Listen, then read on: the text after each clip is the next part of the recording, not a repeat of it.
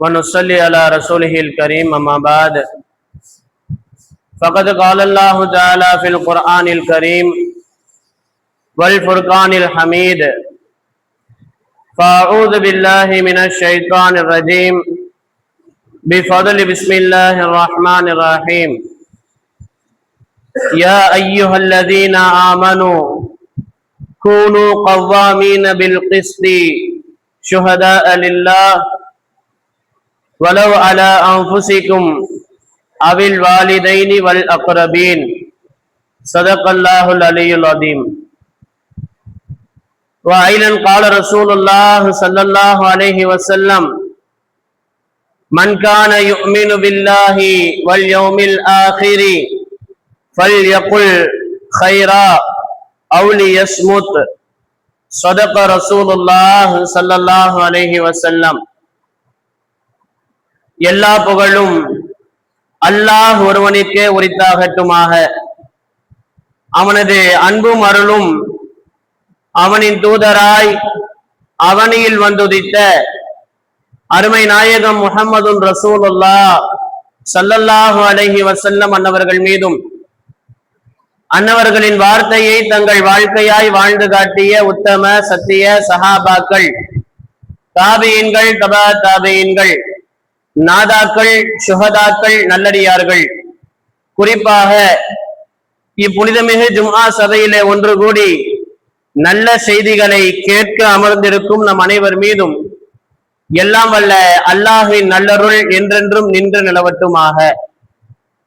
எல்லாம் வல்ல அல்லாஹ் நம் அனைவருக்கும் நோய் நொடி இல்லா வாழ்வையும் நீடித்த ஆயுளையும் நிறைந்த செல்வத்தையும் பரிபூர்ணமான ஈமானையும் பாதுகாப்பான வாழ்வையும் மரணத்திற்கு முன் இறைவனின் புனித இல்லமாம் காபா அனலம் பெருமானார் ஸல்லல்லாஹு அலைஹி வஸல்லம் அன்னவர்கள் துயில் கொண்டிருக்கின்ற ரௌபா இவை இரண்டையும் கண்ணால் கண்டு ஹஜ் உம்ரா ஜியாரா செய்கின்ற நற்பாக்கியத்தையும் தந்தருள் புரிவானாக என மனதார துவா செய்தவனாகவும் என துறையை ஆரம்பம் செய்கிறேன். அஸ்ஸலாமு அலைக்கும் வரஹ்மத்துல்லாஹி வபரகாத்துஹு. அன்பிற்கும் இறைநேசத்திற்கும் உரித்தான அல்லாஹ்வின் நல்லடியார்களே, அல்லாஹு ஜல்ல ஷானஹு வ தஆலா நம்மையெல்லாம் படைத்து சில கட்டுப்பாடுகளுடன் கூடிய சுதந்திர வாழ்வுக்கு சொந்தக்காரர்களாக ஆக்கி வைத்திருக்கின்றான். ஒவ்வொரு தனி மனிதனுக்கும் அவன் வாழ்வில் சுதந்திரம் என்பது இன்றியமையாத அருட்கொடையாக இருக்கின்றது. நமக்கெல்லாம் தெரியும், நாளைய தினம் ஆகஸ்ட் 15 நம் இந்திய திருதேசத்தினுடைய 80வது சுதந்திர தின விழா கொண்டாடப்படவிருக்கின்றது. 1947 இந்த நாடு அந்நிய ஆங்கிலேய ஆட்சியிலிருந்து விடுதலை பெற்றது. ஏறக்குறைய 80 ஆண்டுகளை நாம் கடந்து நிற்கின்றோம். இந்திய சுதந்திர போராட்டம் என்பது ஆங்கிலேயர்களுக்கு எதிராக மாத்திரம் ஆரம்பிக்கப்பட்டது அல்ல, மாறாக 1500ஆம் நூற்றாண்டிலேயே, சரியாக சொல்ல வேண்டும் என்று சொன்னால் கிபி 1498ஆம் ஆண்டு வாஸ்கோ ட காமா என்று சொல்லப்படுகின்ற ஒரு போர்ச்சுகீசிய மாலுமி முதலாக ஐரோப்பியர்களுக்கு இந்தியாவை அடையாளம் காட்டுகின்றார். அதற்கு முன்னால் வரை ஐரோப்பியர்களுக்கு இந்தியா என்கின்ற ஒரு நாடு இருப்பது தெரியாது. இந்தியா என்கின்ற இயற்கை பூத்து கொழுங்குகின்ற தன்னகத்தே பல சிறப்புகளை கொண்ட வளங்களை கொண்ட இந்த நாடும் தெரியாது, இந்த நாட்டிற்கு வழியும் தெரியாது. வாஸ்கோ ட காமா ஐரோப்பியர்களுக்கு இந்திய திருநாட்டினுடைய வழியை காட்ட ஆரம்பித்தார். அதன் தொடர்ச்சியாக போர்ச்சுகீசியர்கள் இந்தியாவை நோக்கி படையெடுத்தார்கள், டச்சுக்காரர்கள் படையெடுத்தார்கள், பிரெஞ்சுக்காரர்கள் படையெடுத்தார்கள். இறுதியாக 200 ஆண்டுகளுக்கு மேலாக ஆங்கிலேயர்கள் நம்மை அடிமைப்படுத்தி வைத்திருந்தார்கள். ஆனால் 15ஆம் நூற்றாண்டின் ஆரம்பத்திலேயே போர்ச்சுகீசியர்கள் இந்தியாவை நோக்கி படையெடுத்து வந்தபோது அவர்களுக்கு சிம்ம சொப்பனமாக திகழ்ந்த ஒரு இந்திய இஸ்லாமிய சுதந்திர தியாகி குஞ்சாலி மரைக்காயர் என்கின்ற கேரள மண்ணில் சுதந்திர வேட்கையை துவங்கியவர்கள் குஞ்சாலி மரைக்காயர். போர்ச்சுகீசிய மாலுமிகளும் போர்ச்சுகீசிய கடற்படை தளபதிகளும் இந்தியாவை நோக்கி கோழிக்கோட்டிலே தாக்குதல்களை நிகழ்த்திய போது அவர்களுக்கு ஏற்ப ஒரு கடற்படையை உருவாக்கி மிக பெரும் கடற்படை தலகர்த்தாவாக உயர்ந்து அன்றைக்கே போர்ச்சுகீசிய ஏகாதிபத்தியத்திற்கு எதிராக குரல் கொடுத்தவர் இந்திய இஸ்லாமியர் குஞ்சாலி மரைக்காயர். ஆக இந்திய சுதந்திர போராட்டம் என்பது 15ஆம் நூற்றாண்டிலேயே ஆரம்பித்தது. 15ஆம் நூற்றாண்டிலேயே இந்திய சுதந்திர போராட்டத்திற்கு வித்திட்டவர்கள் இந்தியா இஸ்லாமியர்கள் என்பது உண்மையிலேயே இந்திய இஸ்லாமியர்களுக்கு பெருமளவு பெருமிதம் இருப்பதை நாம் இங்கே நினைவு கூறவிருக்கின்றோம். அதன் தொடர்ச்சியாக டச்சுக்காரர்கள் வந்தார்கள், பிரெஞ்சுக்காரர்கள் வந்தார்கள், ஆங்கிலேய தந்திரக்கார நரிகள் இந்தியாவிற்குள் நுழைந்து இறுதியாக 200 ஆண்டுகளுக்கு மேலாக இந்திய திருதேசத்தினுடைய மக்களை தங்களுக்கு அடிமைகளாக வைத்து இந்த நாட்டிலிருந்து எவ்வளவு வளங்களை கொள்ளையெடுத்து செல்ல முடியுமோ அத்துணையும் கொள்ளையெடுத்து சென்று கொண்டிருந்தார்கள். அவர்களுக்கு எதிராக இந்த இந்திய திருதேசத்தினுடைய சுதந்திர போராட்ட தியாகிகள் களத்திலே குதித்தார்கள். எத்துணை தியாகிகளை நாம் நினைவு கூறுகின்றோம். தேசபிதா மகாத்மா காந்தி தொடங்கி சுபாஷ் சந்திர போஸ், பகத்சிங், ஜவஹர்லால் நேரு, மௌலானா அபுல் கலாம் ஆசாத், அஷ்பகுல்லா கான், கான் அப்துல் கபார் கான், தமிழ்நாட்டைச் சேர்ந்த வ.உ. சிதம்பரனார், சுப்பிரமணிய பாரதியார், மருது சகோதரர்கள், கான் சாஹிப் மருதநாயகம், பெண்கள் வரிசையில் சரோஜினி நாயுடு, அருணா ஆசப் அலி, கஸ்தூரிபா காந்தி, பேகம் ஹசரத் மஹால், அன்னி பெசன்ட் என போற்றுதலுக்குரிய தியாகிகளின் தியாகங்களை இந்த நாளில் நாம் நினைவு கூறுகிறோம். காலங்கள் சென்றாலும் அவர்களின் தியாகங்கள் எங்கும் மறையாது. அந்த அளவிற்கு தங்கள் ரத்தங்களை சிந்தி தங்கள் தியாகங்களால் இந்த இந்திய திருதேசத்திற்கு சுதந்திரத்தை பெற்று தந்தவர்கள் அந்த தலைவர்கள். அவர்களை நினைவு கூறுவதுதான் இந்த நாளினுடைய பிரதான நோக்கம் என்றாலும் இன்றைக்கு இயல்பாகவே இன்னொரு கேள்வியும் எழுகின்றது. என்ன கேள்வி? நம் முன்னோர்கள் அரும்பாடுபட்டு நமக்கு வாங்கி தந்த சுதந்திரத்தை கேள்விக்குறியாக்கும் செயல்பாடுகள் சமீப காலமாக நம் தேசத்தில் தொடர்ந்து நடைபெறுவதை நாம் கண்கூடாக பார்த்து கொண்டிருக்கின்றோம். அதிலும் குறிப்பாக கடந்த 12 வருடங்களாக ஒரு 2014க்கு பிறகு இந்திய திருதேசத்தினுடைய ஆட்சி விடத்தில் அமர்ந்தவர்கள் இந்திய திருநாட்டின் ஜனநாயகத்தை குழி தோண்டி புதைக்கும் விதமாக வேற்றுமையில் ஒற்றுமை கண்ட இந்திய திருதேசத்தின் புகழை புதைக்கும் விதமாக செயல்படுவதை நாம் பார்க்கின்றோம். கண்ணியத்திற்குரியவர்களே, சுதந்திர தினத்தினுடைய வாயிலில் நாம் நிற்கின்றோம். நம்முடைய சுதந்திர தியாகிகளை குறித்து நினைவு கூறுகின்ற ஒரு நாளை நாம் சந்திக்க இருக்கின்றோம். இந்த நேரத்தில் முதலில் சுதந்திரம் என்றால் என்ன? அரும்பாடுபட்டு நமக்கு அந்த சுதந்திரத்தை வாங்கி தந்த முன்னோர்கள் எதற்காக வேண்டி சுதந்திரத்தை வாங்கி தந்தார்கள்? அன்றைக்கு ஆங்கிலேயர்கள் பிரிவினைவாத அரசியலை முன்னெடுத்து ஒன்றுபட்ட இந்தியாவை பிளவுபடுத்தி பிரிவினையால் இந்த மக்களை அடிமைகளாக்கி தங்களுக்கான ஆதாயங்களை செய்து கொண்டிருந்தார்கள். தங்களுக்கான ஆதாயங்களை அவர்கள் பெற்றுக் கொண்டிருந்தார்கள். அதே அரசியலைத்தான் இன்றைக்கு இருக்கக்கூடிய பிரிவினைவாதிகள் முன்னெடுக்கின்றார்கள். சுருங்க கூறில் மீண்டும் இந்திய திருதேசத்தின் மக்களின் சுதந்திரத்தை பிடுங்கி அவர்களை அடிமைகளாக மாற்றுவதற்குண்டான எல்லா வேலைகளையும் இன்றைக்கு இருக்கக்கூடிய பிரிவினைவாத ஆட்சியாளர்கள் செய்து கொண்டிருப்பதை நாம் பார்க்கின்றோம். சுதந்திரம் என்றால் என்ன? ஒரு நாடு அந்நிய ஆட்சியிலிருந்து விடுதலை பெறுவது மட்டும் சுதந்திரமா? அல்லது ஒரு மனிதன் தன்னுடைய மதத்தை எந்தவித இடையூறும் இன்றி கடைபிடிக்க முடிவது சுதந்திரமா? தன்னுடைய கருத்தை எந்தவித அடிமைத்தனமும் இன்றி இடையூறும் இன்றி சொல்ல முடிவது சுதந்திரமா? தன்னுடைய மனசாட்சிப்படி வாழ முடிவது சுதந்திரமா? தன்னுடைய கண்ணியத்தோடு வாழ முடிவது சுதந்திரமா? ஒருவனுடைய உயிர், உடைமை, கண்ணியம், குடும்பம் பாதுகாக்கப்படுவது சுதந்திரமா? இவற்றை பற்றி நாம் சிந்திக்கும் போது இதோ ரபியுல் அவ்வல் மாதத்தினுடைய தொடக்கத்தில் நாம் இருக்கின்றோம். இன்றைய மக்ரிப் வந்துவிட்டது என்று சொன்னால் பெருமானார் நபிகள் நாயகம் ஸல்லல்லாஹு அலைஹி வஸல்லம் என்கின்ற முஹம்மது ரசூலுல்லாஹி ஸல்லல்லாஹு அலைஹி வஸல்லம் என்கின்ற இந்த உலகிற்கே முன்மாதிரியாக வந்த அந்த பெருமானார் பிறந்த மாதத்தின் வாயிலில் நாம் நிற்கின்றோம். இப்போது வசந்தத்தின் வாசலில் நாம் நின்று கொண்டிருக்கின்றோம். பெருமானார் எப்படிப்பட்ட சுதந்திரத்தோடு வாழுகின்ற ஒரு சமுதாயத்தை உருவாக்கினார்கள். சுந்தர நபிகள் நாயகம் ஸல்லல்லாஹு அலைஹி வஸல்லம் அவர்கள் போதித்த சுதந்திர வாழ்வு என்பது எப்படிப்பட்டது? உலகிற்கே, உலக மக்களுக்கே சுதந்திரம் என்றால் இப்படி இருக்க வேண்டும் என்று போதித்த தலைவர் பெருமானார் நபிகள் நாயகம் ஸல்லல்லாஹு அலைஹி வஸல்லம். அந்த பெருமானாரின் வழிவந்தவர்கள் இஸ்லாமியர்கள். அதனால்தான் இந்த இந்திய திருதேசத்தை அடக்கி ஆண்டு எல்லா வளங்களையும் கொள்ளையடிப்பதற்காக படையெடுத்து வந்த போர்ச்சுகீசியர்களையும் டச்சுக்காரர்களையும் பிரெஞ்சுக்காரர்களையும் இறுதியில் ஆங்கிலேயர்கள் வெளியேறுவதிலும் உறுதியாக நின்றவர்களில் முதன்மையாக இருந்தவர்கள் இஸ்லாமியர்கள். இந்திய பிரதேசத்தினுடைய சுதந்திர வரலாற்றை எழுதுகின்ற போது இந்திய இஸ்லாமியர்களை ஓரங்கட்டி விட்டு எழுத முடியாது அல்லவா? அதன் பின்னணி என்னவென்றால், எங்கள் மார்க்கமும் எங்கள் மார்க்கத்தின் தலைவர் பெருமானார் நபிகள் நாயகம் ஸல்லல்லாஹு அலைஹி வஸல்லம் அவர்கள் ஒருபோதும் ஒரு மனிதன் இன்னொரு மனிதனை எந்த விதத்திலும் அடிமைத்தனம் படுத்துவதை விரும்பியது கிடையாது, ஊக்கப்படுத்தியது கிடையாது என்பதல்ல, கண்டிப்போடு தடுத்தார்கள் பெருமானார் நபிகள் நாயகம் ஸல்லல்லாஹு அலைஹி வஸல்லம் அவர்கள்.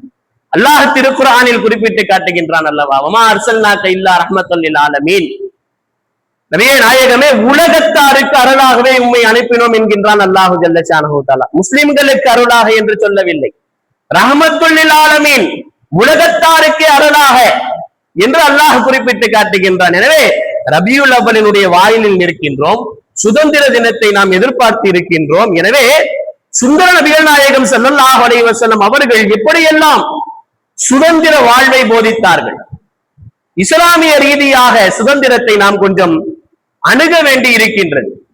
ஒரு நாட்டில் கொடி இருக்கிறது, ஒரு அரசியலமைப்பு இருக்கிறது, தேர்தல் இருக்கிறது, வாக்களிக்கும் உரிமை இருக்கிறது. ஆனால் அதே நாட்டில் ஊழல் இருந்தால், அநீதி இருந்தால், ஏழைக்கு ஒரு சட்டமும் பணக்காரருக்கு வேறொரு சட்டமும் இருந்தால், அதிகாரம் இருப்பவன் பலவீனமானவனை அடக்கினால், பெண்ணின் கண்ணியம் பாதுகாக்கப்படாவிட்டால், ஒருவருடைய மதம், மொழி, சாதி, சமூக நிலை காரணமாக அவருடைய உரிமை பறிக்கப்பட்டால் இது முழுமையான சுதந்திரமா? நாம் யோசிக்க வேண்டும். இந்த சுதந்திரத்தை தான் இந்திய சுதந்திர தியாகிகள் நம் நாட்டு மக்களுக்காக விரும்பினார்களா? உண்மையான சுதந்திரம் என்றால் என்ன? இஸ்லாம் சுதந்திரத்தை, பெருமானார் நபிகள் நாயகம் ஸல்லல்லாஹு அலைஹி வஸல்லம் அவர்கள் சுதந்திரத்தை வெறும் அரசியல் வார்த்தையாக பார்க்கவில்லை. மனிதனை மனிதன் அடிமைப்படுத்தாமல் இருப்பதும் சுதந்திரம், அநீதியில் இருந்து விடுபடுவது சுதந்திரம், ஊழலில் இருந்து விடுபடுவது சுதந்திரம், பயத்தில் இருந்து விடுபடுவது சுதந்திரம், தன்னுடைய ஆசைகளுக்கு அடிமையாகாமல் இருப்பது சுதந்திரம் என்பதாக மார்க்கம் சொல்கின்றது. மார்க்கத்தின் தலைவர் பெருமானார் நபிகள் நாயகம் ஸல்லல்லாஹு அலைஹி வஸல்லம் அவர்கள் சொன்னார்கள், எந்த விதத்திலும் ஒருவனுக்கு நீதமும் ஒருவனுக்கு அநீதமும் அவனுடைய தரத்தை வைத்து, அவன் ஏழையா பணக்காரனா, பலமானவனா பலகீனமானவனா என்கின்ற தரத்தை வைத்து நீதமும் அநீதமும் கொடுக்கப்படுகின்றது என்று சொன்னால் அது சுதந்திரம் அல்ல என்றார்கள் பெருமானார் நபிகள் நாயகம் ஸல்லல்லாஹு. அது சுதந்திரம் அல்ல என்று சொல்கின்றது மார்க்கம். இன்றைக்கு இந்த நாட்டில் பரவலாக அதுதானே நடக்கின்றது. நீத அநீதம் என்பது செய்த செயல்பாடுகளை வைத்து கணக்கிடப்படாமல், சில பேருக்கு பொருளாதார நிலையை வைத்தும், சில பேருக்கு சமூக நிலையை வைத்தும், சில நேரங்களில் மத அடிப்படையிலும் இன்றைக்கு நீத அநீதங்கள் கணக்கிடப்படுகின்றது என்று சொன்னால் இந்த சுதந்திரத்தை நாம் என்னவென்று சொல்ல? இந்த சுதந்திரத்தை நம்முடைய முன்னோர்கள் விரும்பினார்கள். மார்க்கம் இதை சுதந்திரம் என்று ஒருபோதும் அங்கீகரிக்காது. பெருமானார் நபிகள் நாயகம் ஸல்லல்லாஹு அலைஹி வஸல்லம் அவர்கள் எல்லோருக்கும் நீதமாக நடப்பதுதான் உண்மையில் ஒரு மக்கள் சுதந்திரமாக ஒரு நாட்டில் வாழ்கின்றார்கள் என்பதற்கு சாட்சி. நபிகள் நாயகம் ஸல்லல்லாஹு அலைஹி வஸல்லம் அப்படிப்பட்ட ஒரு சமூக கட்டமைப்பை உருவாக்கி, முஸ்லிம்களே நீங்களும் இப்படித்தான் இருக்க வேண்டும் என்று சொல்லி இருக்கின்றார்கள், இப்படித்தான் இருக்க வேண்டும் என்று சொல்லி இருக்கின்றார்கள். திருக்குர்ஆன் சொல்கின்றது, இன்னல்லாஹ யஅமுரு பில் அத்லி வல் இஹ்சான். எல்லா முஸ்லிம்களுக்கும் அல்லாஹ் கொடுக்கின்ற ஏவல் அது அல்லாஹ்வுடைய கட்டுப்பாடு. அது நிச்சயமாக அல்லாஹ் நீதியையும் நன்மையும் உங்களுக்கு கட்டளையிடுகின்றான் என்பதாக திருக்குர்ஆன் சொல்கின்றது. ஒரு நல்ல சமூகத்தின் அடித்தளம் என்ன? ஒரு நல்ல நாட்டின் அடித்தளம் என்ன? நீதி. நீதிக்கு உறவினரும் எதிரியும் என்கின்ற வேறுபாடு இருக்கக்கூடாது. அல்லாஹ் ஜல்லஷானஹு வ தஆலா இன்னும் வலிமையாக சொல்வான், யா அய்யுஹல்லதீன ஆமனூ கூனூ கவ்வாமீன பில் கிஸ்தி ஷுஹதா லில்லாஹ். ஈமான் கொண்டவர்களே, நீதியில் உறுதியாக நிலைத்திருங்கள், அல்லாஹ்வுக்காக சாட்சிகளாக இருங்கள். வலவலா அன்ஃபுஸிக்கும் அவில் வாலிதைனி வல் அக்ரபீன். அது உங்களுக்கே எதிராக இருந்தாலும் சரி, உங்கள் பெற்றோருக்கு எதிராக இருந்தாலும் சரி, நெருங்கிய உறவினர்களுக்கு எதிராக இருந்தாலும் சரி, நீதத்தில் நீங்கள் உறுதியாக இருங்கள். நீதத்தில் நீங்கள் உறுதியாக இருங்கள் என்று அல்லாஹ் சொல்கின்றான். இன்னைக்கு நம்முடைய காலகட்டத்தில் என்ன நடக்கின்றது? நம்முடைய நாட்டில் என்ன நடக்கின்றது? பரவலாக அவன் நம்ம ஆளு, அவனை விட்டுடலாம், அவன் நம்ம கட்சி அதனால பரவாயில்ல, அவன் நம்ம குடும்பம் அதனால அவன் செஞ்சதை மறைச்சிடலாம், அவன் பணக்காரன், அவன்கிட்ட போய் எப்படி பேசுறது? இஸ்லாம் சொல்கின்றது இல்லை, உன் சொந்தக்காரனாக இருந்தாலும் சரி நீதிதான் முக்கியம். எதிரியாக இருந்தாலும் நீதி, பணக்காரனாக இருந்தாலும் நீதி, ஏழையாக இருந்தாலும் நீதி. இதுதான் நபிகள் நாயகம் ஸல்லல்லாஹு அலைஹி வஸல்லம் உருவாக்கிய சமூகத்தின் அடிப்படை. சமூகத்தின் அடிப்படை இந்த நீதம் பின்பற்றப்பட வேண்டும். இந்த நீதம் ஒரு நாட்டில் இருக்குமே ஆனால் உண்மையாக இந்த நாட்டின் மக்கள் நீத சுதந்திரத்தை பெறுகின்றார்கள். வெறும் வார்த்தையால் மாத்திரம் வாயாஜாலம் காட்டியவர்கள் அல்லவே பெருமானார் நபிகள் நாயகம் ஸல்லல்லாஹு அலைஹி வஸல்லம் அவர்கள். வாழ்க்கையில் வாழ்ந்தும் காட்டினார்கள் அல்லவா?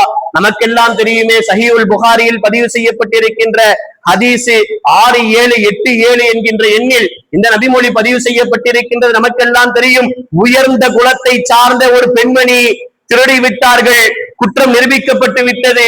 பெருமானார் நபிகள் நாயகம் ஸல்லல்லாஹு அலைஹி வஸல்லம் அவர்கள் அந்த பெண்ணின் கை வெட்டப்பட வேண்டும் என்று ஷரியத் சட்டத்தை நிறைவேற்ற சொல்ல, சஹாபாக்களில் பல பேர், அவர் உயர்ந்த குலத்து பெண்மணி, அந்த பெண்மணியை எப்படி தண்டிப்பது?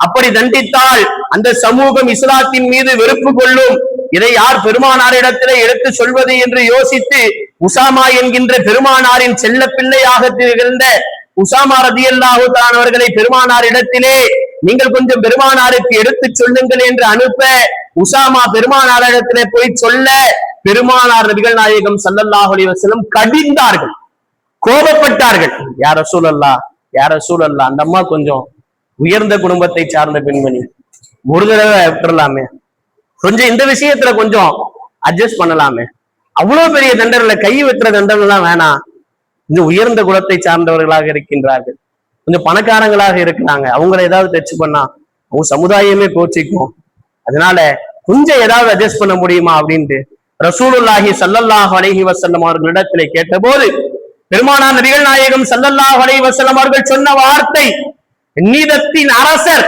நீத சுதந்திரத்தை பாதுகாத்த, நீதத்தின் நிழலில் நெடுபயணம் செய்த பெருமானார் நபிகள் நாயகம் ஸல்லல்லாஹு அலைஹி வஸல்லம் அவர்கள் சொன்ன வார்த்தை, இன்னமா ஹலக மன் கான கபலக்கும் அன்னஹும் கானு யுகீமுனல் ஹத்த அலல் வலிஹி வ யஸ்ருகுன ஷரீஃப. உங்களுக்கு முன்னிருந்தவர்கள் அழிந்ததற்கு காரணம் என்ன தெரியுமா? அவர்கள் உயர்ந்த குடும்பத்தை சேர்ந்தவன் குற்றம் செய்தால் விட்டு விடுவார்கள், பலகீனமானவன் குற்றம் செய்தால் தண்டிப்பார்கள். இதுக்கு முன்னாடி இருந்த எல்லா சமுதாயமும் இந்த வேலையை பண்ணிச்சு, அல்லாஹ் அவங்களெல்லாம் அடிச்சுட்டான். பெருமானார் சொல்கின்றார்கள், இதைத்தான் அந்த சமுதாயங்கள் எல்லாம் செய்தது, அதை என்னை செய்ய சொல்கின்றீர்களா? சொல்லிவிட்டு பெருமானார் சொன்ன முத்தாய்ப்பான வார்த்தை அது. வரலாற்றில் எல்லா நேரங்களிலும் நினைவு கூறப்பட்ட நீதம் என்று எங்கெல்லாம் பேசப்படுகின்றதோ அங்கெல்லாம் பேசப்பட வேண்டிய வார்த்தை பெருமானார் சொன்னார்கள், வல்லதி நஃப்ஸி பியதிஹி லவ் ஃபாத்திமத்து ஃபாலத் ذلك லகதஅத் யதஹா. எவனுடைய உயிர், என்னுடைய உயிர் எவன் கைவசம் உள்ளதோ அந்த அல்லாஹ்வின் ஆணையாக நான் சொல்கின்றேன், என் மகள் ஃபாத்திமா திருடினாலும் அவள் கையையும் நான் வெட்ட உத்தரவிடுவேன் என்று சொன்னார்களே பெருமானார் நபிகள் நாயகம் ஸல்லல்லாஹு. என் மகள் ஃபாத்திமா திருடினாலும் என் மகளுக்கும் இதே கதிதான், நீதத்தில் நான் சரிய மாட்டேன் என்று சொன்னார்களே பெருமானார் முஹம்மது ரசூலுல்லாஹி ஸல்லல்லாஹு அலைஹி வஸல்லம் அவர்கள். அல்லாஹ்வின் அடியார்களே, கண்ணியத்திற்குரிய அல்லாஹ்வின் நல்லடியார்களே, இதுதான் நீதியின் சுதந்திரம். சட்டம் பலவீனமானவனுக்கு மட்டும் என்றால் அது நீதி அல்ல. சட்டம் எல்லோருக்கும் சமமாக இருக்கும் போதுதான் சமூகத்திற்கு உண்மையான பாதுகாப்பு கிடைக்கும்.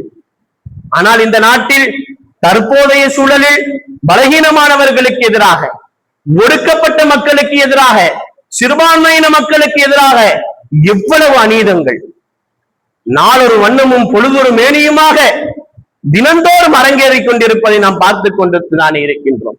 ஒரு பழமொழி சொல்வார்கள் அல்லவா, நிதி கொடுத்தால் நீதி வளையும் என்று சொல்வார்கள் அல்லவா. நிதி கொடுத்தால் நீதி வளையும் என்கின்ற சூழல் இன்றும் பலமாக இருக்கின்றது என்பதைத்தான் நாம் பார்க்கின்றோம். கண்ணியத்திற்குரிய அல்லாஹ் நல்லடியார்களே, நீதி இல்லாத, நீதியில் பாகுபாடு இருக்கின்ற ஒரு சூழல் இருக்கின்றது என்று சொன்னால் அந்த நாடு மீண்டும், அந்த நாட்டு மக்கள் சுதந்திரத்தை இழக்கின்றார்கள் என்பதை தவிர வேற நாம் என்ன சொல்ல முடியும்? இன்றைக்கு எங்கு பார்த்தாலும் ஊழல் மணிந்து கிடக்கின்றது. ஊழல் இல்லாத சமூகமே உண்மையான சுதந்திர சமூகமாகும். நாம் இன்றைக்கு நாளைய தினம் இண்டிபெண்டன்ஸ் டேவை கொண்டாடுகின்றோம். ஆனால் நம்மை நாமே கேட்டுக்கொள்வோம், இன்றைக்கு நம் நாட்டில் ஊழல் ஒரு சமூக நோயாக மாறியுள்ளது. அனைத்து தரப்பு மக்களும் ஊழலால் பாதிக்கப்படுகின்றார்கள். யாராவது மறுக்க முடியுமா? எங்கும் லஞ்சம், எதிலும் லஞ்சம் என்கின்ற நிலை இன்றைக்கு இருக்கின்றதா இல்லையா? ஒரு சாதாரண ரேஷன் கடையில ஆரம்பிச்சு பெரும் பெரும் அதிகாரங்களில் இருக்கக்கூடிய அதிகாரிகள் வரை லஞ்சமும் ஊழலும் இன்றைக்கு கொடுநோயாக மாறி சமூகத்தை பாதிக்கின்றது. லான ரசூலுல்லாஹி ஸல்லல்லாஹு அலைஹி வஸல்லம் அர்ராசிய வல் முர்தசிய, லஞ்சம் கொடுப்பவனையும் லஞ்சம் வாங்குபவனையும் அல்லாஹ்வின் தூதர் நபிகள் நாயகம் ஸல்லல்லாஹு அலைஹி வஸல்லம் சபிக்கின்றார்கள். அபூதாவுதுல பதிவு செய்யப்பட்ட ஹதீஸ். கண்ணியத்திற்குரிய அல்லாஹ்வின் நல்லடியார்களே, நாம் யோசித்து பார்க்கின்றோம், இன்றைக்கு லஞ்ச லாவண்யங்கள் எங்கும் இல்லாமல் இருக்கின்றதா? இதுல என்னங்க சுதந்திரம்? இதுல என்ன சுதந்திரம் இருக்கு? நீங்க யோசிச்சு பாருங்க. ஒரு வேலைய நமக்கு செய்து கொடுப்பதற்காக வேண்டிதான் அரசாங்கம். கவர்மெண்ட்னா என்னங்க? எல்லா அரசியல்வாதிகளும் பேசுவாங்க. எப்போனா தேர்தல் டைம்ல பேசுவாங்க. For the people, by the people, of the people. மக்களால் மக்களுக்காக தேர்ந்தெடுக்கப்படுகின்றதுதான் கவர்மெண்ட், அரசாங்கம். மக்களால் மக்களுக்காக, மக்களுக்கு சேவை செய்வதற்காகத்தான் அரசாங்கமும் கவர்மெண்ட்டும் அந்த அரசாங்கத்திற்கு கீழ் இயங்குகின்ற அதிகாரிகளும் மக்களுக்காக சேவை செய்யக்கூடியவர்கள். அவர்கள் செய்கின்ற சேவையின் காரணமாக மக்களின் பணத்தில் இருந்துதான் அவர்களுக்கு ஊதியம் கொடுக்கப்படுகின்றது. ஊதியமும் வாங்கிக் கொள்கின்றார்கள். செய்கின்ற சேவைக்கு இஷ்டத்துக்கு காசு, எல்லாத்துக்கும் காசு. காசு இல்லாமல் ஒரு ஃபைலும் நகராது. ஒரு பேப்பர் இங்க இருந்து அங்க போனோம் அப்படின்னு சொன்னாலும் கவர்மெண்ட் ஆபீஸ்ல ஏதாவது ஒண்ணு, அடிப்படையாக இருக்கின்ற பியூனில் இருந்து உச்சபட்ச அதிகாரிகள் வரை இன்றைக்கு லஞ்ச லாவணியங்கள் பெருகி இருக்கின்றது. ஒரு சிறிய வேலையை செய்ய வேண்டும் என்று சொன்னாலும் ஒரு குடிமகன் வாக்களிக்கின்ற, ஓட்டு போடுகின்ற, ஆதார் கார்டு வைத்திருக்கின்ற, ஸ்மார்ட் கார்டு வைத்திருக்கின்ற, இன்னும் என்னென்ன கார்டு, எல்லா கார்டையும் வச்சிருந்தாலும் முக்கியமான கார்டை உள்ள கொடுக்கல, முக்கியமான நோட்டை உள்ள கொடுக்கலனா எந்த வேலையும் நடக்காதுன்னா இது என்னங்க சுதந்திரம்? என்ன சுதந்திரம்? பெருமானார் நபிகள் நாயகம் ஸல்லல்லாஹு அலைஹி வஸல்லம் அவர்கள் கட்டமைத்த சமுதாயத்தை நீங்கள் பாருங்கள். நபிகள் நாயகம் ஸல்லல்லாஹு அலைஹி வஸல்லம் அவர்கள் இப்னு லுதுபியா என்கின்ற சஹாபியை ஜகாத் வசூலிக்கும் அதிகாரியாக அனுப்பினார்கள் ஒரு ஊருக்கு. அவர் வசூல் செய்து கொண்டு திரும்பி வந்தார். திரும்பி வந்து வசூல் செய்த விஷயங்களை எல்லாம் பெருமானாரிடத்திலே கொடுத்து, ஆதாலக்கும் வாதா அகதியலி, இது அரசுக்குரியது என்று சில பங்கை கொடுத்து, சில பங்கை இது எனக்கு பரிசாக கொடுக்கப்பட்டது என்று சொன்னார்கள். இப்ப நபிகள் நாயகம் ஸல்லல்லாஹு அலைஹி வஸல்லம் கேட்டாங்களாம், அஃபலா கஅத்த ஃபீ பைத்தி அபீக வ உம்மிக ஃபதந்துர அய்யுத இலைக அம்லா, நீ உன் தந்தையின் வீட்டிலோ உன் தாயின் வீட்டிலோ உட்கார்ந்திருந்தால் இந்த பரிசு உனக்கு வந்திருக்குமா? ஸல்லல்லாஹு அலைஹி வஸல்லம் கேட்டாங்க. ஒரு அதிகாரியை பார்த்து ரசூலுல்லாஹ் கேட்டாங்க, எப்பா நீ வசூல் பண்ணிட்டு போனியப்பா, வசூல் பண்ணிட்டு வந்த, இது எனக்கு, இது எனக்கு பரிசா சில பேர் கொடுத்தாங்க நீ சொன்னியப்பா, நீ உன் வீட்டுல உட்கார்ந்துருந்த அப்படின்னு சொன்னா இந்த பரிசு உனக்கு கிடைச்சிருக்கு. நீ அதிகாரியாக போன காரணத்தினால் அதை உங்களுக்கு அளித்தார்கள் என்று சொன்னால் என்ன ஒரு கேள்வி இது? சாதாரண அன்பளிப்பு அல்ல, அது லஞ்சம் என்பதை உணர்த்தினார்கள் பெருமானார் நபிகள் நாயகம் ஸல்லல்லாஹு அலைஹி வஸல்லம் அவர்கள். ஒருவருக்கு பதவியின் காரணமாக கிடைக்கும் பரிசும் ஊழலுக்கான கதவாக இருக்கலாம் என்று புரிய வைத்தவர்கள் பெருமானார் நபிகள் நாயகம் ஸல்லல்லாஹு அலைஹி வஸல்லம். இந்த கட்டமைப்பை பெருமானார் உருவாக்கி விட்டு சென்றதன் விளைவுதான் பின்னால் வந்த சஹாபாக்கள் எல்லாம் அதை எவ்வளவு கடைபிடித்தார்கள் தெரியுமா? உமர் ரலியல்லாஹு தஆலா அவர்களின் வரலாறுகளை, நீண்ட நெடிய வரலாறுகளை எல்லாம் பேசுவதற்கு நேரம் கிடையாது. ஒரு உமரை நாம் பார்க்கின்றோம். உமர் ரலியல்லாஹு தஆலா அவர்கள் அதிகாரிகளை நியமித்து விட்டு அவர்களின் செல்வம் திடீரென அதிகரித்தால் அதை விசாரிப்பதில் மிகவும் கடுமையாக இருந்தார்கள் என்று வரலாறுகளில் எழுதுகின்றார். திடீர்னு ஒருத்தவருக்கு கொஞ்சம் கஜானா கூடிருச்சு அப்படின்னு சொன்னா கூப்பிட்டு விசாரிப்பாங்களா? உமர் ரலியல்லாஹு தஆலா வரலாறுல பாக்குறோம். அபூ ஹுரைரா ரலியல்லாஹு தஆலா அவர்களை பஹ்ரைனின் நிர்வாக பொறுப்பில் அமர்த்தினார்கள் பெருமானார் நபிகள் நாயகம் ஸல்லல்லாஹு அலைஹி வஸல்லம். திடீர்னு அவருடைய செல்வம் கொஞ்சம் அதிகரித்ததை பற்றி உமர் ரலியல்லாஹு தஆலா அவர்கள் கூப்பிட்டு அழைத்து விசாரித்து எல்லாத்திற்கும் கணக்கு கேட்டார்கள் என்பதாக வரலாற்று ஆதாரங்கள் இருக்கு. அபூ ஹுரைரா தப்பு பண்ணல, எல்லாத்துக்கும் கணக்கு ஒப்படைச்சிட்டாங்க. ஆனா இங்க விஷயம் என்ன அப்படின்னு சொன்னா கூப்பிட்டு கேட்கிறாங்க பாருங்க. அதிகரித்தது அபூ ஹுரைராவுக்காக இருந்தாலும், அபூ ஹுரைரா யார்? அபூ ஹுரைரா ரலியல்லாஹு தஆலா யார்? பெருமானார் நபிகள் நாயகம் ஸல்லல்லாஹு அலைஹி வஸல்லம் அவர்களின் நபிமொழிகளை அதிகமாக அறிவித்த சஹாபி, 5000 சொச்சம் அபூ ஹுரைராவின் வழியாக பெருமானாரின் வார்த்தைகள் இந்த உலகிற்கு வந்திருந்தது. காலல்லா கால ரசூலுல்லாஹ் என்று சொல்கின்ற நிறைய இடங்களில் அபூ ஹுரைரா அன் அபீ ஹுரைரா என்றுதான் ஆரம்பிக்கும். அப்படிப்பட்ட அபூ ஹுரைராவின் சொத்து கொஞ்சம் ஏறிய போது அழைத்து விசாரித்தார்கள் உமர் என்கின்ற இந்த வரலாறுகளை நாம் பார்க்கின்ற போது இந்த சமூக கட்டமைப்பு ஏன் இதை சொல்கின்றோம் என்று சொன்னால் அதிகாரிகளை அப்படி வைத்திருந்தார்கள். அதனால்தான் இந்த சமுதாயம் அத்துணை சுதந்திரங்களையும் பெற்று வாழ்ந்தது, கண்ணியமான வாழ்வை வாழ்ந்தது. சுதந்திரங்களை பற்றி பேசுகின்ற வரிசையில் மத சுதந்திரம் இன்றைக்கு இவன் இந்த மதத்தை பின்பற்றுகின்றான் என்கின்ற காரணத்திற்காக சிறுபான்மையின மக்கள் அடித்து ஒடுக்கப்படுகின்றார்கள். நான் இந்த மதத்தை பின்பற்றுவது தவறா, இந்த மார்க்கத்தை பின்பற்றுவது தவறா, நான் கொண்ட கொள்கையில் கொஞ்சம் உறுதியாக இருப்பது தவறா என்று மக்கள் எல்லாம் வேதனைப்படுகின்ற அளவிற்கு இன்றைக்கு மத சுதந்திரம் இந்த நாட்டில் கேலி கூத்தாக்கப்பட்டிருக்கின்றது. மத சுதந்திரத்தை கேள்விக்குறியாக்கி இந்தியா என்கின்ற இந்த இந்திய திருநாட்டினுடைய ஜனநாயகத்தை கேலி கூத்தாக மாற்றி இருக்கின்றார்கள் இன்றைய ஆட்சியாளர்கள். ஆனால் நாங்கள் கொண்ட கொள்கை சாதாரணமான கொள்கை அல்ல. எங்கள் கொள்கை சொல்கின்றது, எங்கள் மார்க்கம் சொல்கின்றது, மதத்தின் பெயரால் யாரையும் கட்டாயப்படுத்தாதீர்கள். எங்கள் மார்க்கத்தின் தலைவர் பெருமானார் நபிகள் நாயகம் ஸல்லல்லாஹு அலைஹி வஸல்லம் அவர்கள் எங்களுக்கு சொல்லி தந்திருக்கின்றார்கள். இந்த மார்க்கத்தின் தலைவர் இந்த அகில உலக மக்களுக்கு கொடுத்த மத சுதந்திரம் இருக்கு. குர்ஆன் பேசுகின்றது லா இக்ராஹ ஃபித்தீன், மார்க்கத்தில் எந்த எந்த எந்த நிர்பந்தமும் கிடையாது. அல்லாஹ்வின் அடியார்களை இந்த வசனத்தை வெறும் சாதாரணமான ஒரு வார்த்தையாக நாம் கடந்துவிட முடியாது. இதன் பின்னால் ஒரு மிகப்பெரிய கொள்கை இருக்கிறது.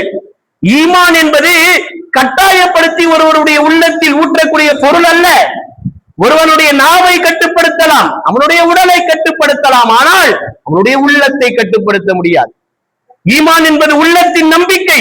அதனால் இஸ்லாம் அழைக்கிறது, விளக்குகிறது, நினைவூட்டுகிறது. ஆனால் ஈமானை வலுக்கட்டாயமாக எங்கும் திணிப்பது கிடையாது. எங்கேயும் மார்க்கம் திணிக்காது. அப்படி திணிப்பவர்களை இஸ்லாம் ஆதரிக்காது. இன்பம் பூத்து குழங்கும் மதீனாவில் நபிகள் நாயகம் ஸல்லல்லாஹு அலைஹி வஸல்லம் அவர்கள் ஒரு சமூகத்தை உருவாக்கிய போது அங்கே முஸ்லிம்கள் மட்டும் இருக்கவில்லை,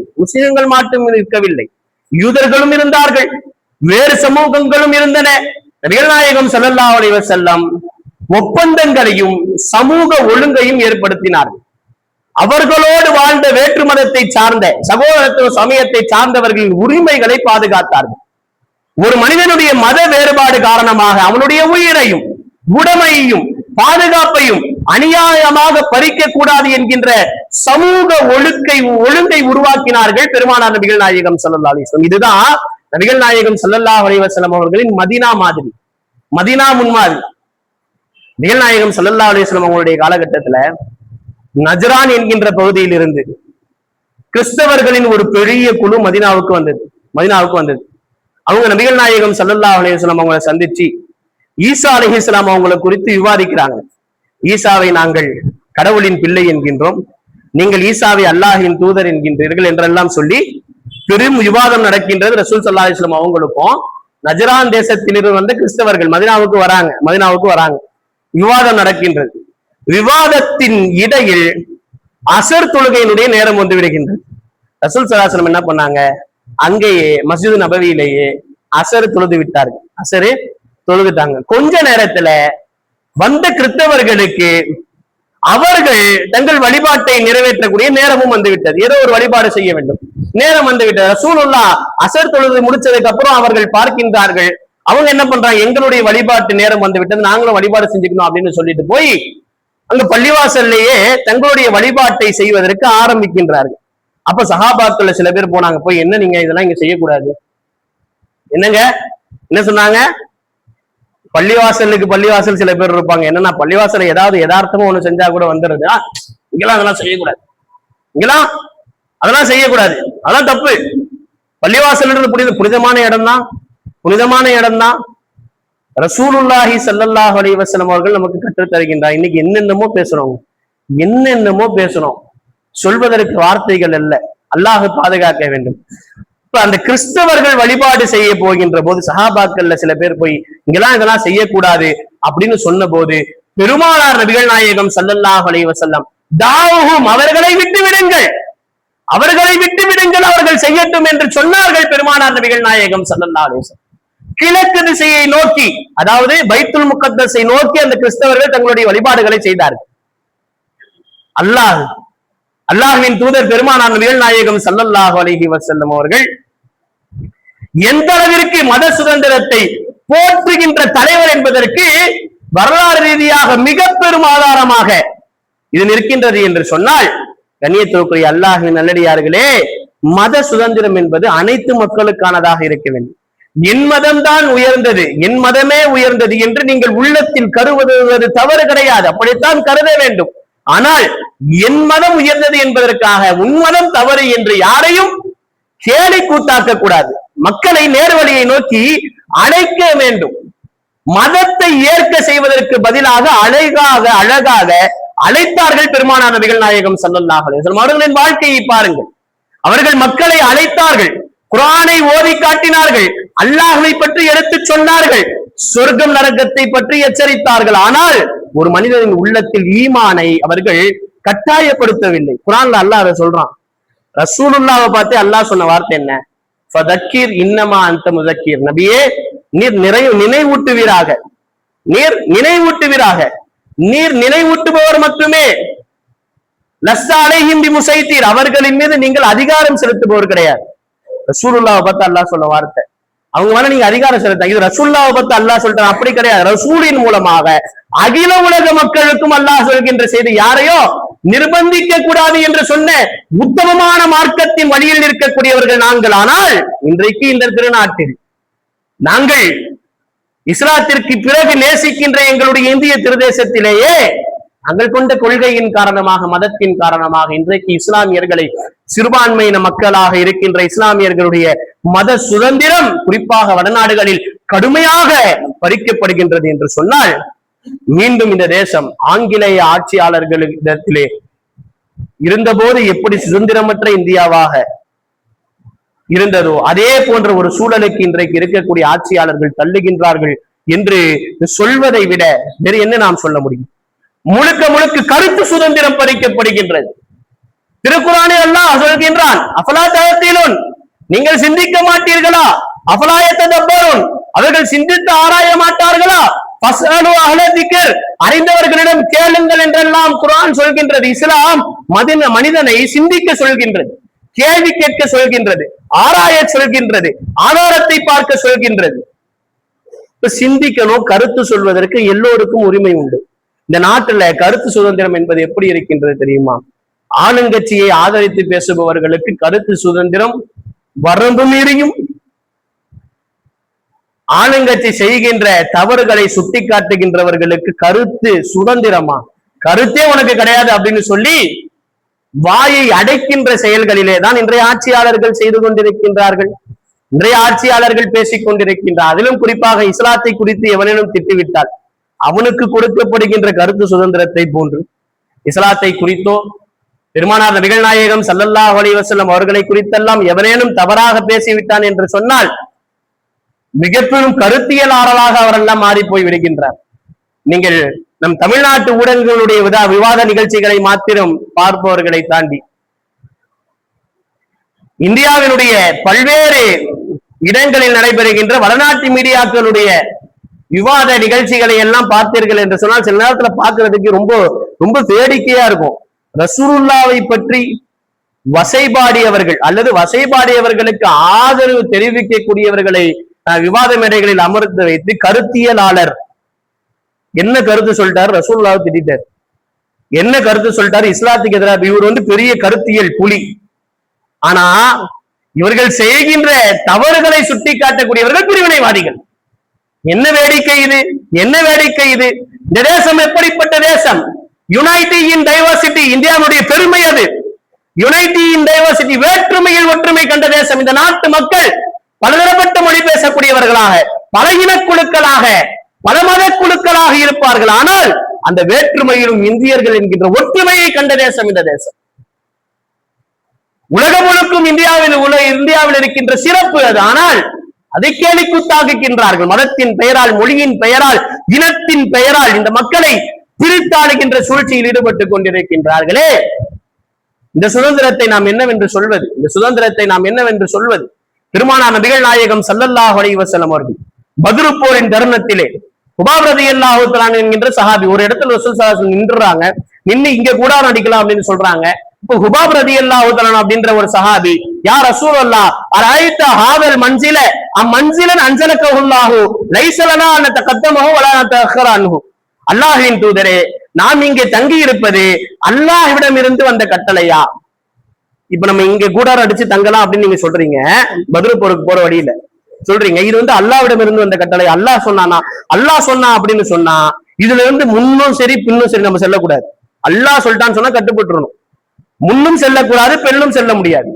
அல்லது அவர் கேட்கிறாரு, அம்ஹுவ ரய்யு வல் ஹர்பு வல் மக்கீதா, அல்லது இது போர் யுக்தியா, நீங்க செய்யக்கூடிய போர் யுக்தியா, அல்லது ஆலோசனையின் அடிப்படையில், மஷூராவின் அடிப்படையில் நீங்கள் எடுத்த முடிவா என்று ரசூல் ஸல்லல்லாஹு அலைஹி வஸல்லம் அவர்களிடத்திலே அந்த சஹாபி கேட்கின்ற போது பெருமானார் நபிகள் நாயகம் ஸல்லல்லாஹு அலைஹி வஸல்லம் சொன்னாங்க, பல் ஹுவ ரய்யு வல் ஹர்பு வல் மக்கீதா, இது அல்லாஹ்விடத்திலிருந்து வந்த கட்டளையத்துல, இது ஒரு போர் யுக்தி, அப்புறம் ஆலோசனையின் அடிப்படையில நான் இந்த முடிவை எடுத்தேன், இங்க தங்குறது நல்லா இருக்கும் அப்படின்னு நான் யோசிச்சேன் அப்படின்ட்டு ஹுபாப் ரலியல்லாஹு தஆலா அவங்கள்ட்ட சொல்லும் போது, இங்க பாருங்க, ஒரு தலைவருக்கும் தொண்டருக்கும் மத்தியில நடக்கின்ற உரையாடல்களை பாருங்கள். அந்த தொண்டர் தலைவரின் கருத்தில் ஏதேனும் ஏதோ ஒரு கருத்து தெரிவிக்கணும், கண்ணியமாக கேட்கின்றது, அல்லாஹ்வுடைய கட்டளையா, இல்ல நீங்க முடிவு செஞ்சதா, என்னன்னு சொன்னீங்கன்னா அதுக்கு ஏத்த மாதிரி நான் சொல்லுவேன். இப்ப அந்த தலைவர் என்ன பார்த்து நீ கேள்வி கேட்கறியா, என்ன கேள்வி அப்படின்னு கேட்கல.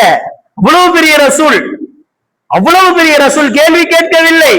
இல்ல இது போர் யுக்தி, சில பேர்த்த ஆலோசனை பண்ணி நான் இந்த முடிவு எடுத்தேன் அப்படின்னு சொல்ற போது ஹுபாப் ரலியல்லாஹு தஆலா இல்ல யா ரசூலல்லாஹ், இங்க இருக்கிறது அவ்வளவு சேஃப் கிடையாது, இங்க இருக்கிறது அவ்வளவு சேஃப் கிடையாது, அதுக்கு பதிலாக இந்த இடத்தில் நாம் இருக்கலாம் என்று கருத்து சொன்ன போது, என்ன பார்த்து என்ன நீ என்ன இப்படி சொல்லிட்ட, நான் எடுத்த முடிவுக்கு மாறு செய்யறியா என்று கேட்கவில்லையே பெருமானார். அந்த ஆலோசனையின்படி செயல்பட்டார்கள். இதுதானே கருத்து சுதந்திரம். ஹுபாப் ரலியல்லாஹு தஆலா அவர்கள் சொல்லிவிட்டார்கள் என்பதற்காக அதை மறைக்கவில்லை. ஏன் ஒரு ஹந்தக்கு போரிலே, அகல் யுத்தத்திலே அத்துணை சஹாபாக்களும் வெவ்வேறு கருத்துக்களை சொல்ல எப்படி வெற்றி பெறலாம் என்று சொல்ல, பாரசீக தேசத்திலிருந்து வந்த சல்மான் ரலியல்லாஹு தஆலா அகல் தோண்டலாம் என்று சொன்னார்கள், குழி வெட்டலாம் அப்படின்னு சொன்னாங்க. அரேபியர்களுடைய போர் தந்திரங்களில் குழி வெட்டுதல் என்கின்ற ஒரு தந்திரம் அதுக்கு முன்னாடி இல்லவே இல்லை. அரபியர்களுக்கு அது புதுசு. இவங்க பாரசீக தேசத்திலிருந்து வந்தவங்க, அரேபியர்களுக்கு அது புதுசு. எடுத்தா வெட்டணும், குத்தணும், இதுதான் அவர்களுடைய போர் முறை. சல்மான் பாரிஸ் சுத்தி குழியே தோண்டுங்க அப்படின்னு ஒரு மசூரா சொன்னப்ப, நீ பாரசீக தேசத்துல இருந்து வந்தவன், உனக்கு என்ன இங்க குறி சொல்ற உரிமை இருக்கு, நீ பாகிஸ்தான்ல இருந்து வந்தவன் அப்படின்னு சொல்றானுங்களா, அந்த மாதிரி நீ பாரசீகத்துல இருந்து வந்தவன், நீங்க எல்லாம் எதுவும் அப்படின்னு சொன்னாங்களா? ரசூல் ஸல்லல்லாஹு அலைஹி வஸல்லம் அதை ஏற்றுக்கொண்டார்கள். அந்த ஆலோசனையின்படி செயல்பட்டு சல்மானும் மின்னா, பெருமானார் சொன்னார்கள், சல்மான் என்னை சார்ந்தவர் என்று சொன்னார்களே பெருமானார் முஹம்மது ரசூலுல்லாஹி ஸல்லல்லாஹு அலைஹி வஸல்லம். அப்படிப்பட்ட கருத்து சுதந்திரத்தை பெருமானார் வலியுறுத்தி பேசினார்கள். கண்ணியத்திற்குரியவர்களே, இவ்வளவு விஷயங்களை சொல்வதன் நோக்கம் என்ன தெரியுமா? சுந்தர நபிகள் நாயகம் ஸல்லல்லாஹு அலைஹி வஸல்லம் என்கின்ற உயர்ந்த நபி போதித்த சுதந்திர வாழ்வின் அடிப்படையில் தான் இந்திய இஸ்லாமியர்களாகிய நாம் இங்கு வாழ ஆசைப்படுகின்றோம், வாழ்ந்து கொண்டிருக்கின்றோம். ஆனால் சிறுபான்மையினர் என்கின்ற பெயரில், முடுக்கப்பட்டவர்கள் என்கின்ற பெயரில், ஏழை பணக்காரர்கள் என்கின்ற பெயரில் நம்முடைய சுதந்திர வாழ்வை மீண்டும் பறிக்க நினைக்கின்ற அந்த நீதமில்லாத ஆட்சியாளர்களுக்கு ஒன்றை சொல்லிக் கொள்வோம். அன்றைக்கும் இந்திய சுதந்திர போராட்ட களத்தில் முன்னணியில் இஸ்லாமியர்கள் என்றார்கள். இன்றைக்கும் இந்த இந்திய பிரதேசத்து மக்களுடைய சுதந்திரத்தை பறிப்பதற்கு ஏதேனும் செயல்பாடுகள் செய்யப்படுகின்றது என்று சொன்னால், சுந்தர நபிகள் நாயகம் ஸல்லல்லாஹு அலைஹி வஸல்லம் அவர்களின் வழியில் நின்று சுதந்திர வாழ்வுக்காக எவ்வளவு தியாகங்களையும் செய்வதற்கு இஸ்லாமியர்களாகிய நாம் தயாராக இருக்கின்றோம் என்பதை சொல்கின்றோம். அந்த எண்ணத்தில் நாம் இருக்க வேண்டும். எல்லாம் வல்ல அல்லாஹ் ஜல்ல ஷானஹு வ தஆலா நாம் வாழுகின்ற இந்த இந்திய திருநாட்டிலேயே எல்லா விதமான நியாயமான நீதமான கட்டுப்பாடுகளுடன் கூடிய சுதந்திர வாழ்வுக்கு சொந்தக்காரர்களாக, பலம் பொருந்தியவர்களாக அல்லாஹ் நம் அனைவரையும் ஆக்கியருள் புரிவானாக. வாஹிரு தஅவா அனில் ஹம்துலில்லாஹி ரப்பில் ஆலமீன். அஸ்ஸலாமு அலைக்கும் வரஹ்மத்துல்லாஹி வபரகாத்துஹு.